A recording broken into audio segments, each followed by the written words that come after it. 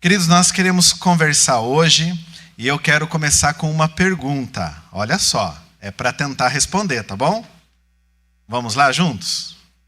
Vamos supor que hoje você soubesse que o dia último seu, ou seja, o seu último dia aqui na Terra, terminaria, e vamos supor que esse dia fosse 20 de julho, não é hoje não, calma. 20 de julho de 2030. Estou dando um bom tempo para você, não estou? De hoje até 30. Tudo bem? 20 de julho de 2030 será o seu último dia. Como você mudaria as suas prioridades a partir de amanhã? Porque hoje vamos dar uma colher de chá.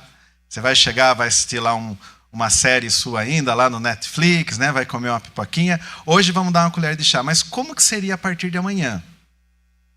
Se você soubesse isso. Seria algo assustador, algo gostoso de se saber. Imagine então, daqui 5 anos seria o seu dia. Sabe, queridos, nós não sabemos. Nós não sabemos.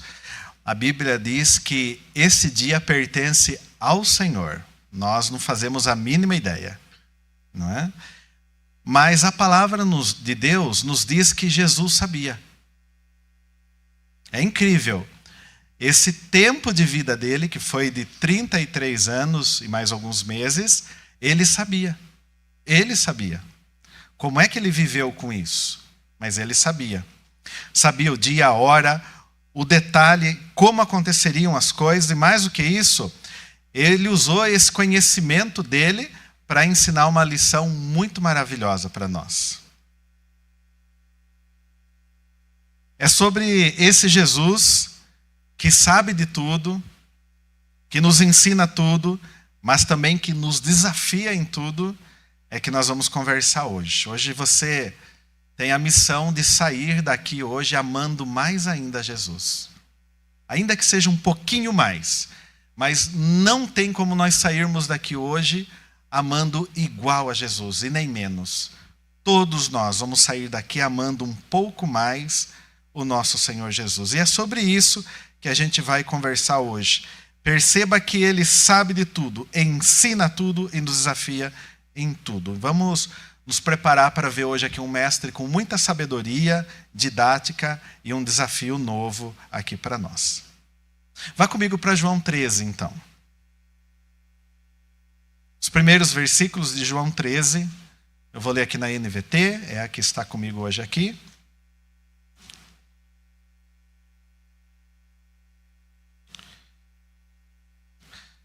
Na hora que eu parar de escutar os barulhinhos, aí eu leio.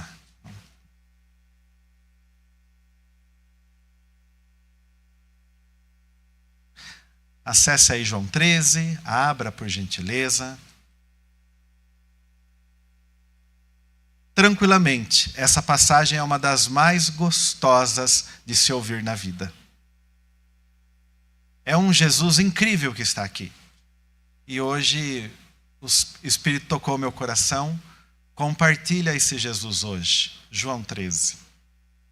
Diz assim o texto sagrado: antes da festa da Páscoa, Jesus sabia que havia chegado sua hora de deixar este mundo e voltar para o Pai. Você percebeu o que ele sabia? Ele tinha amado seus discípulos durante seu ministério na terra e os amou até o fim. Estava na hora do jantar e o diabo já havia instigado Judas, filho de Simão Iscariotes, a trair Jesus. Jesus sabia que o Pai lhe dera autoridade sobre todas as coisas e que viera de Deus e voltaria para Deus. Assim levantou-se da mesa, tirou a capa e enrolou uma toalha na cintura. Depois derramou água numa bacia e começou a lavar os pés de seus discípulos, enxugando-os com toalha que estava em sua cintura. Quando Jesus chegou a Simão Pedro, este lhe disse: "O Senhor vai lavar os meus pés?" Jesus respondeu: Você não entende agora que estou fazendo, mas um dia entenderá. Lavar os meus pés? De jeito nenhum, protestou Pedro. Jesus respondeu: se eu não os lavar, você não terá comunhão comigo. Em algumas versões diz, não terá parte comigo. Simão Pedro exclamou: Senhor, então lave também minhas mãos, minha cabeça e não somente os pés. Esse é Pedro, né? É Pedro.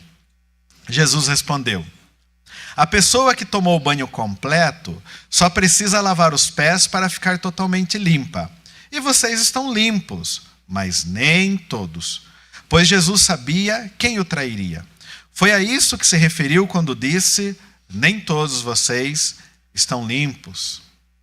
Depois de lavar os pés deles, Jesus vestiu a capa novamente, retornou a seu lugar e perguntou: vocês entendem o que eu fiz? Vocês me chamam mestre e senhor, e têm razão, porque eu sou.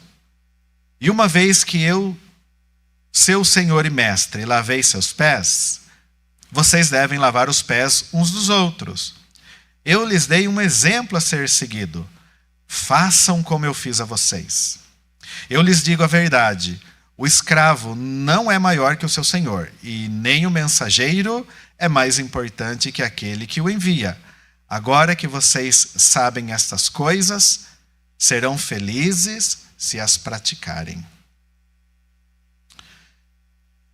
Queridos, nós temos aqui um texto incrível, simplesmente incrível, e eu quero apenas usar o que o texto está dizendo de uma maneira bem simples hoje, para explorar o quão extraordinário é Jesus aqui.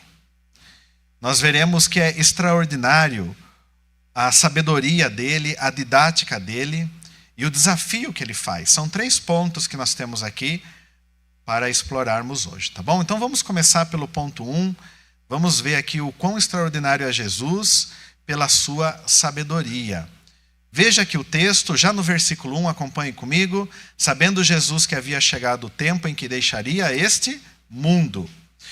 Essa frase aqui está mostrando para nós que Jesus sabia o que ia acontecer. A Bíblia não nos engana em nada, e nem mesmo nos atributos de Deus. Aqui está muito claro, ele sabia o que estava acontecendo ali. Ele era Deus e homem, sempre soube a hora para tudo, sempre soube. A primeira amostra disso, vocês vão se lembrar, quando ele tinha 8 anos, os pais deixam ele lá no templo, passam um tempo, voltam, preocupados, e ele: por que vocês estão preocupados comigo? Eu deveria estar aqui na casa do meu pai. Ou seja, eu estou fazendo exatamente o que precisava. E nesse episódio não foi diferente. Ele tinha certeza de que logo voltaria ao pai. E obviamente o momento que ele escolheu para tudo isso não foi por acaso, foi tudo muito bem planejado por Jesus. Até porque, vocês perceberam, nós estamos na Páscoa aqui no texto. Tranquilamente era a festa mais importante para os judeus. Era como se fosse um feriado nacional. Sabe o nosso 7 de setembro? Que tudo para tudo. E nós vamos, antigamente ia na Governador marchar, né? As escolas, agora é no Campo do 15, não é isso? Agora é lá no 15 que ocorre isso. Aliás, no próximo que houver, leve as crianças, é muito bacana, é bem legal, né? Só não pode perder as crianças, né, Ju? Beleza. Muito bem. Havia 3 grandes festas aqui em Israel. Você conhece bem, é a Páscoa, que celebrava a liberdade do povo. Tinha também o Pentecostes, marcando a colheita, a entrega da lei, e tinha também Tabernáculos, que é aquela festa de peregrinação no deserto, longe da casa. Mas das 3, sem sombra de dúvida, a Páscoa era a maior. A história de Israel conta isso, que na Páscoa dava capacidade máxima, lotava tudo. Era a festa que celebrava a própria identidade do povo judeu. Nada era mais importante que essa festa, porque eles estavam se lembrando nela que eles foram escravos de um império, não tinham a menor condição de serem livres não tinham, mas que ainda assim, de uma forma miraculosa, com grandes milagres que a história nunca tinha mostrado até então, eles foram livres e se tornaram libertos. É isso que era a Páscoa para eles. E não é que Jesus escolheu exatamente esse momento para estar com eles naquela noite, uma vez que ele estava ressignificando tudo e de uma maneira incrível. Ele estaria mudando muito o jeito de viver das pessoas a partir dessa noite em diante. Nós temos aqui então a Páscoa, automaticamente temos também a ceia. Porque você percebeu no texto, eles já estão ali ao chão, em volta da mesa. Eles já estão. Iria começar a servir os pratos pascais ali. Mas ocorre então o que nós chamamos hoje de ceia. E eu preciso que você pense a ceia como uma atualização da Páscoa. Tá bom? Eu sei que o seu coração vai guardar isso bem. A ceia do Senhor é uma atualização da Páscoa antiga. Jesus sabia bem o que fazer nessa Páscoa, nessa ceia. Ele já não ia precisar mais ter ali o cordeiro de verdade sendo sacrificado, porque naquela noite ele estava mostrando para o pessoal que ele era o cordeiro. Sabe esse cordeiro que nós imolamos por toda a nossa vida, por gerações e gerações? Todas essas Páscoas que passaram-se estavam apontando para mim. E ele está revelando isso nessa noite. É um novo significado. Ele transformou então a antiga Páscoa na nova ceia, uma refeição que era completamente nova, porque a anterior então representava a antiga aliança, mas nessa noite Jesus está assim inaugurando a olhos vivos a nova aliança, feita nele mesmo. Um pacto novo. E era para ser lembrada para sempre. Jesus pediu que dali em diante eles iriam fazer aquela ceia, aquela nova Páscoa, a Páscoa atualizada para todo o sempre. A verdade é que aqui é um momento derradeiro, é um momento assim muito final mesmo. Ele sabia de tudo aqui. Jesus ele sabia da ação do diabo. Muito provavelmente é uma das noites de maior atuação das forças inimigas. Claramente o texto mostra que há uma ação diabólica ali. O diabo, seus anjos, estão todos ali impetrados em fazer o que precisaria ser feito. Ele já sabia quem iria trair. Que dureza, né? Numa mesa com um monte de gente, e claramente ele já sabia que o Judas seria o traidor. Mas ele sabia não só do mal que aconteceria, ele sabia também do bem que estava com ele, porque o texto é lindo ao dizer que ele sabia da sua forte ligação com o Pai. E é aqui que Jesus está muito forte. Há o mal, claro que há, mas há o bem, e o bem é muito superior. Ele está ligado com o Pai. Nada o pegou de surpresa.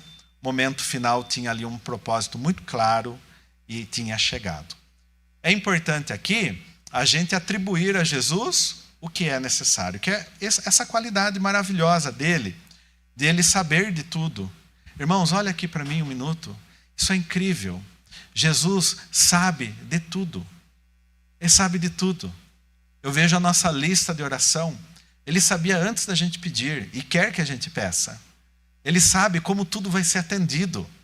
A maneira pela qual o tempo perfeito. É uma alegria enorme servir um Salvador que conhece todas as coisas. Aleluia!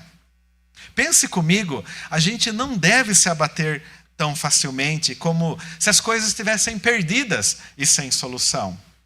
Por que às vezes aquele choro se prolonga tanto, como se Jesus não pudesse socorrer ou ajudar? É o contrário disso. Ele não só pode, como ele quer ajudar.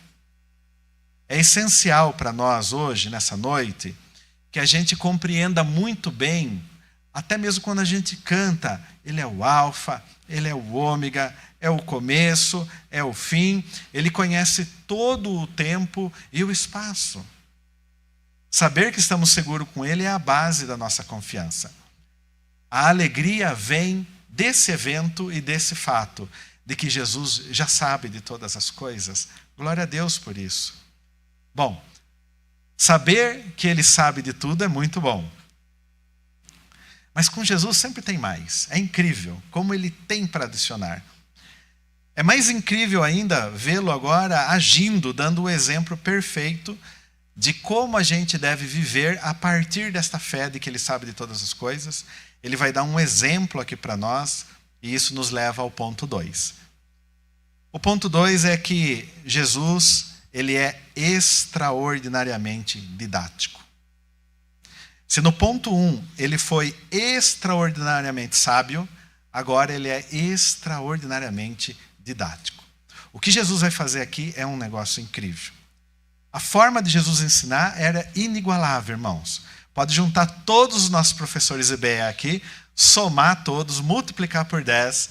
A gente ainda não chega nem aos pés desse mestre inigualável. O formato de ensino dele é incrível. Ele entregava tudo com muita clareza e com muita paixão, a ponto de coração e mente serem tocados de verdade.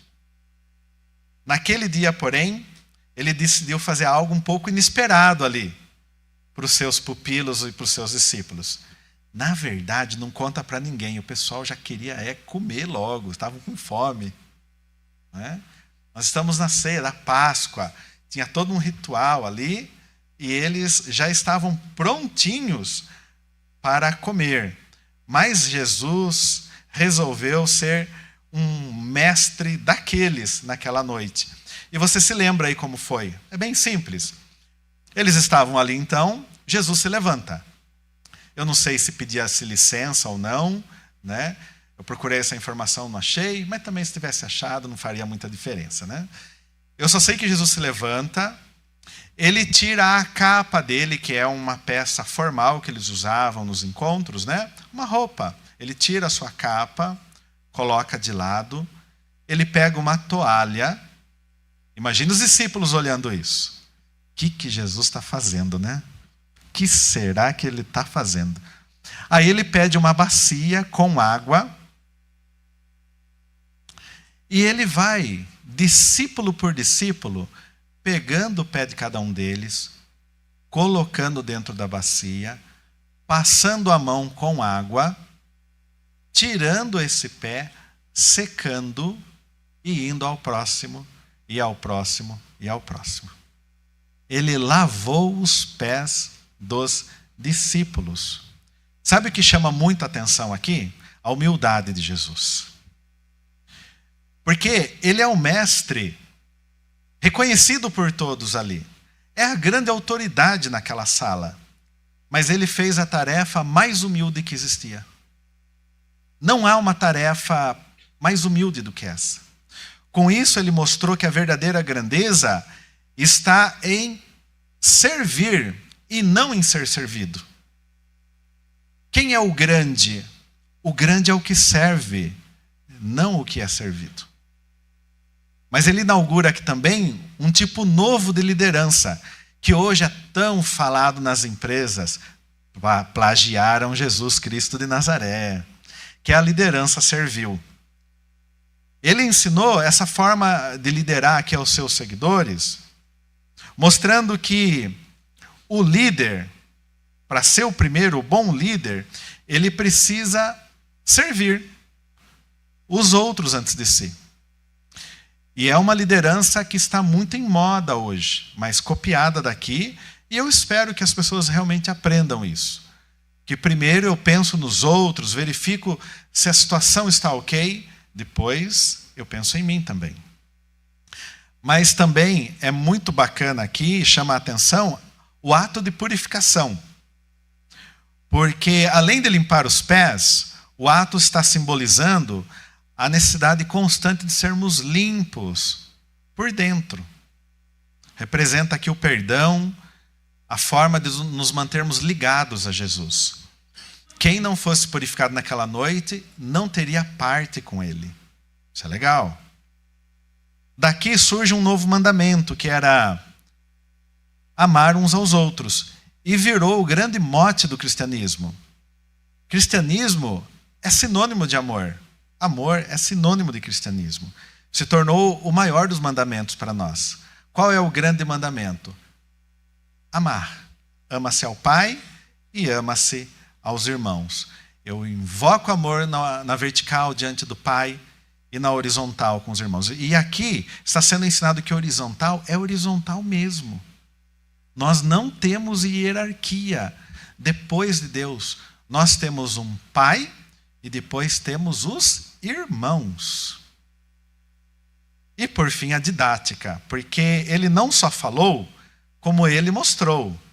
Ele poderia ter falado, olha, eu gostaria que vocês lavassem os pés uns dos outros, pegassem uma toalha, uma bacia. Ele não falou. Ele foi e fez. Ele mostrou. Foi muito prático, que marcou para sempre aqueles discípulos. Nunca mais eles esqueceram disso. Nunca mais. Agora, tem o dito cujo do Pedro aqui. E ele não passa desapercebido no texto. Porque Jesus está fazendo, está todo mundo ok, aceitando aquela lavagem de pés. Quando chega em Pedro, ele, não, o senhor não vai fazer. Não.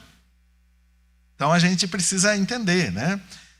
Pedro, ele perguntou e afirmou, Senhor, vais lavar os meus pés?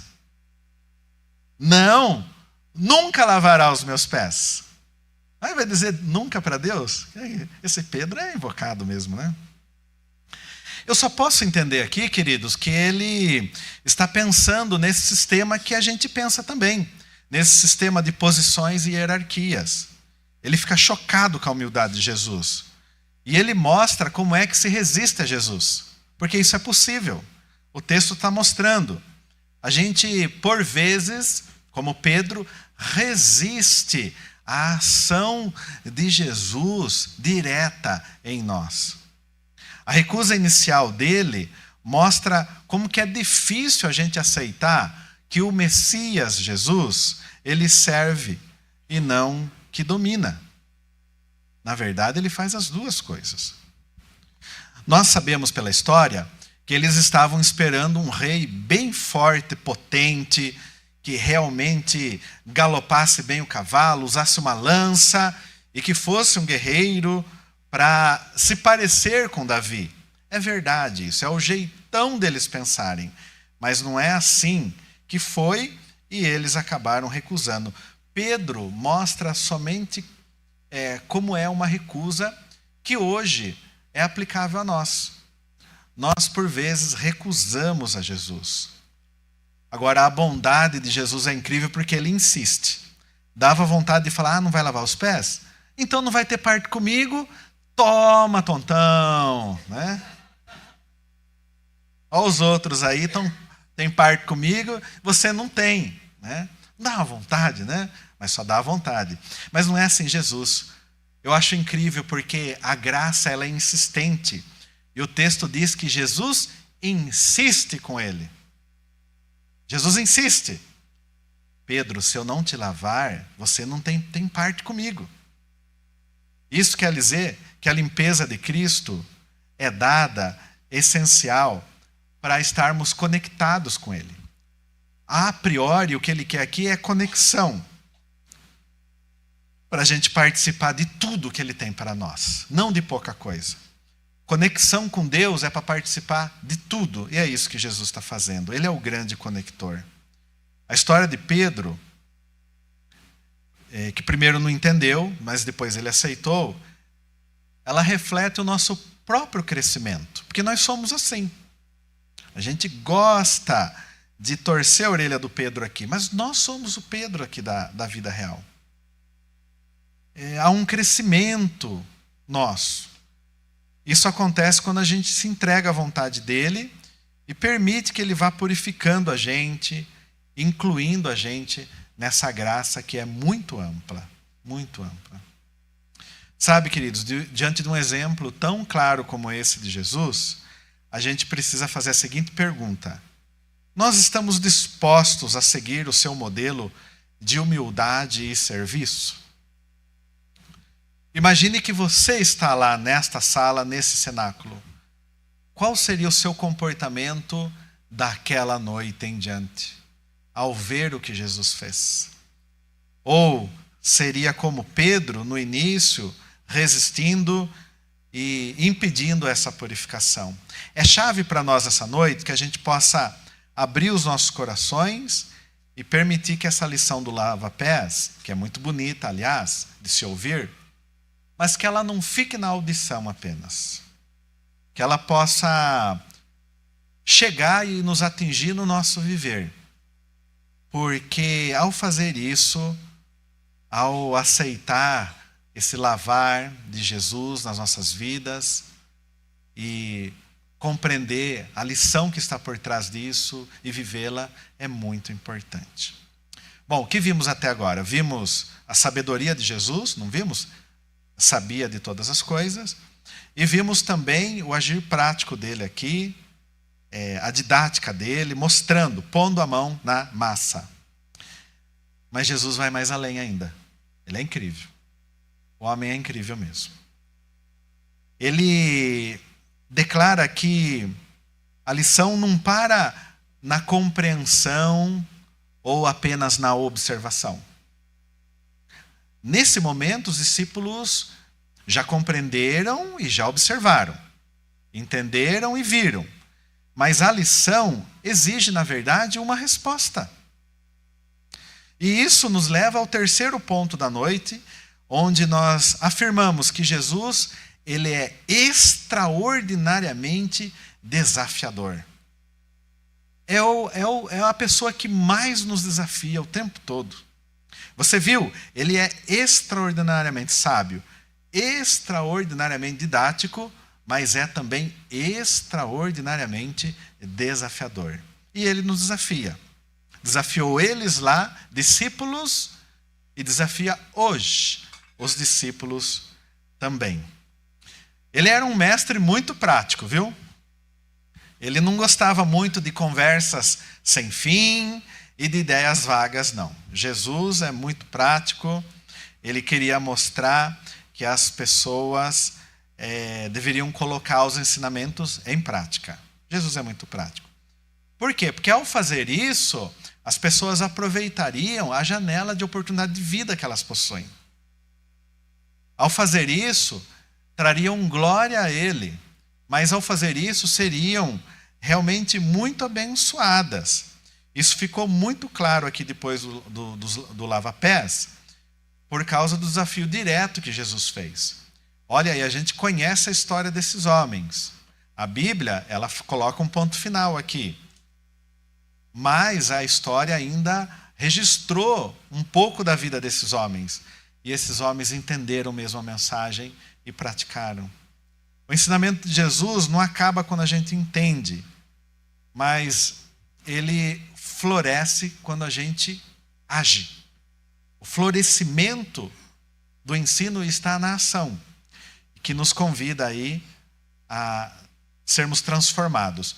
Veja o verso 12, a pergunta. Vocês entendem o que eu fiz a vocês?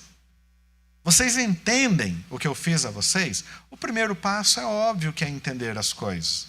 Inclusive, a gente precisa reforçar. Você já é adulto. Se não entender alguma coisa, não fique no desentendimento. Arrume um tempo para perguntar novamente, para pedir a explicação, até que você entenda aquilo. A gente não pode se dar o luxo de não entender as coisas. Esse é o primeiro passo. Lembram-se lá de Oséias 4? O meu povo se perde por falta de conhecimento. Mas essa perdição do povo não é porque não tinha o conhecimento, o conteúdo. É porque o povo fazia de tudo para não entender, para não compreender. Então, jamais fiquem sem entender, em especial, as coisas concernentes aqui do nosso Senhor Jesus. Não fique sem entender. Pergunte e saiba. Mas veja o verso 15. Eu lhes dei o exemplo. O segundo passo é ver as coisas, irmãos. Nós precisamos ver. Nós precisamos ouvir a lição, mas nós também precisamos ver. Por exemplo, não tem como falar de evangelização enquanto você não vê aquilo ocorrendo. Não tem como falar de cozinhar uma carne de panela enquanto você não ver aquilo acontecendo. Tem muita gente teorizando tudo, mas precisamos de mais prática. E o segundo passo é ver as coisas. Jesus os fez ver como ele faz. É assim que se faz, ó. É assim que se faz. Pega-se as mãos e põe na massa. No caso aqui, põe nos pés. O exemplo dele falou muito alto nessa noite. Ele quebrou o protocolo completamente daquela Páscoa. Falou muito mais do que ele se esperava. E então, cá entre nós, a gente não pode ficar sem pedir o exemplo das coisas. Se for necessário, interrompe, pede o exemplo, pede para mostrar como se faz, em especial as coisas de Deus. Eu quero ver com alguém como que é isso, eu quero ir lá, eu quero conhecer, eu quero participar, eu quero cheirar, eu quero pôr a mão, eu quero saber como que é, eu quero ver alguém fazendo, porque isso é muito importante. Não fiquem sem pedir o exemplo, mas também dar o exemplo quando lhe pedem.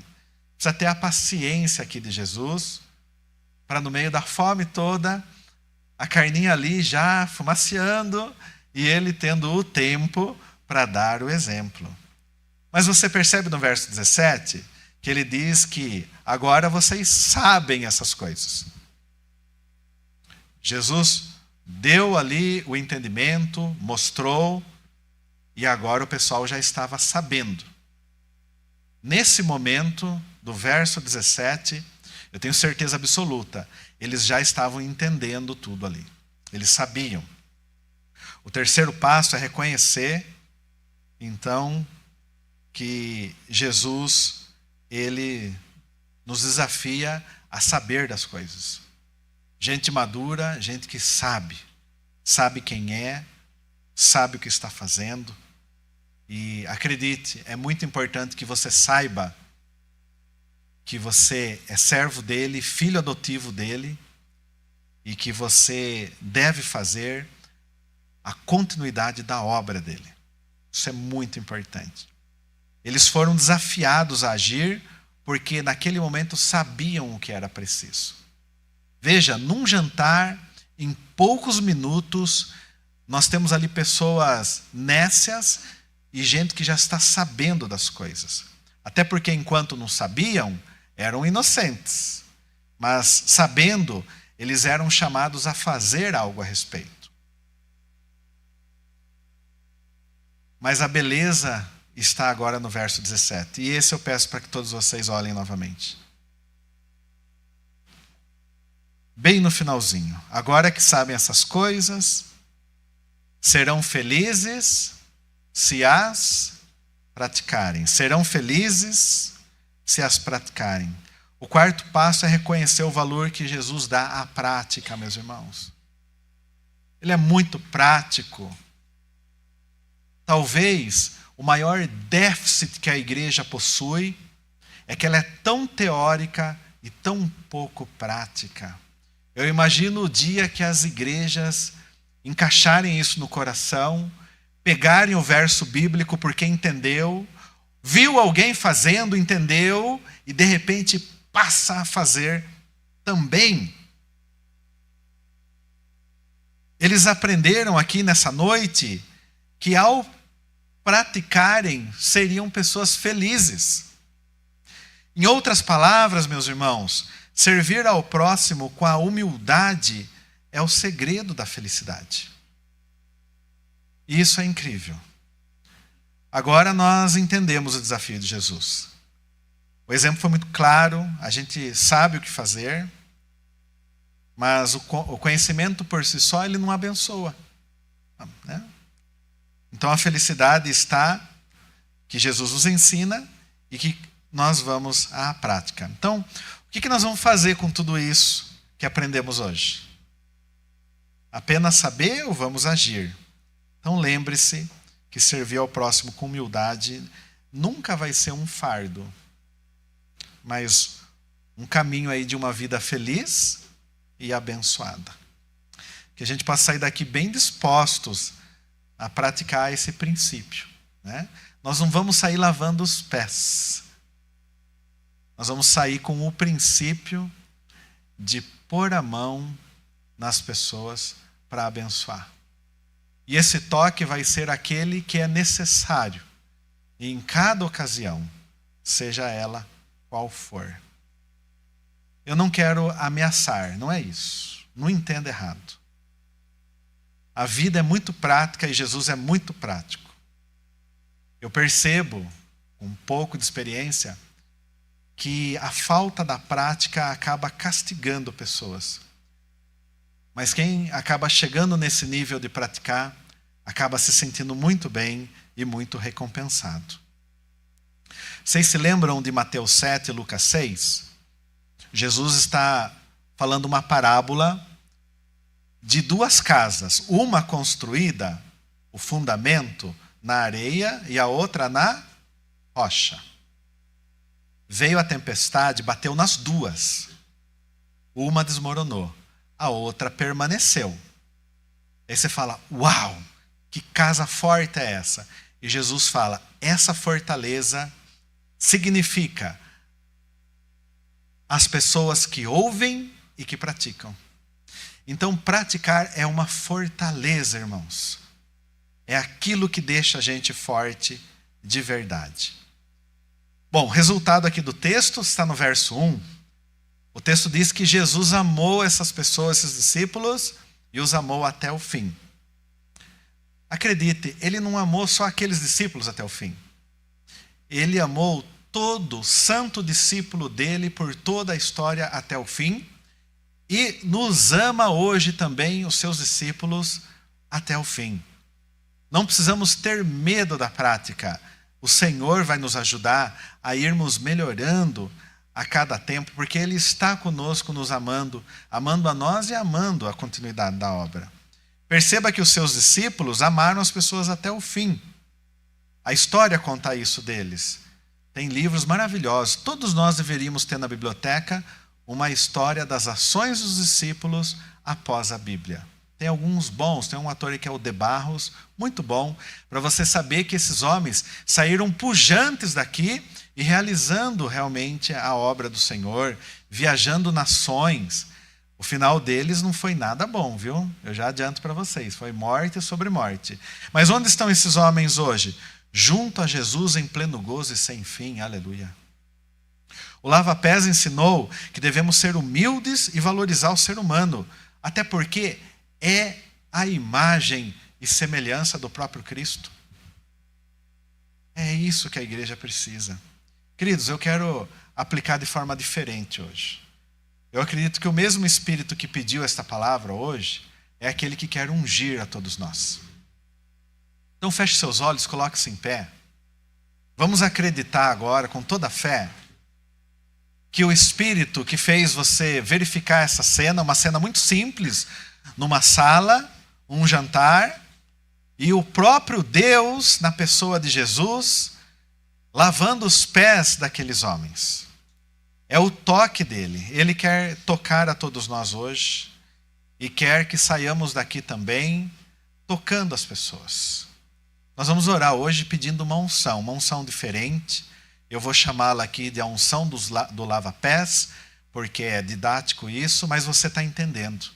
Não é para sair lavando os pés, mas é para sair sensível, com muita humildade, compreendendo o que as pessoas precisarão hoje, amanhã, nos próximos dias, e sendo um instrumento de toque a essas pessoas, porque o seu toque não será seu somente, será seu e do próprio Cristo. Vamos orar. Pai, muito obrigado por revisitarmos essa história muito significativa. É uma história muito marcante para nós, porque se nós estivéssemos lá, nós seríamos iguaizinhos a eles. E muitos de nós aqui seria igualzinho a Pedro, porque iria tentar pensar do seu jeito, com as suas convicções que não mudam nunca. Mas ali o Senhor mostrou, pelo exemplo. O Senhor mostrou que o Senhor é extraordinariamente sábio, extraordinariamente didático e extraordinariamente desafiador. Que desafio para eles e que desafio para nós. Que o Senhor nos abençoe, ó Pai. Nós, confiando que o Senhor vai conosco, nós vamos também. E que o Senhor mude o nosso interior. Purifique, Senhor. Lave os nossos pés, como disse Pedro, as nossas mãos, a nossa cabeça. Mas nós sabemos que, na verdade, o lavar é do coração e mente. Converta-nos para o Senhor e para a Tua obra, para que possamos realizá-la, ó Pai, conforme o Senhor deseja. E ao fazer isso nesses próximos dias, que toda honra e glória seja dada a Ti e que nós também nos sintamos felizes, como está no verso 17. Felizes, alegres, contentes por estarmos praticando o que o Senhor nos deu nessa noite. Essa é a nossa oração. Agradecidos em nome do Senhor Jesus. Amém. Uma ótima semana a todos.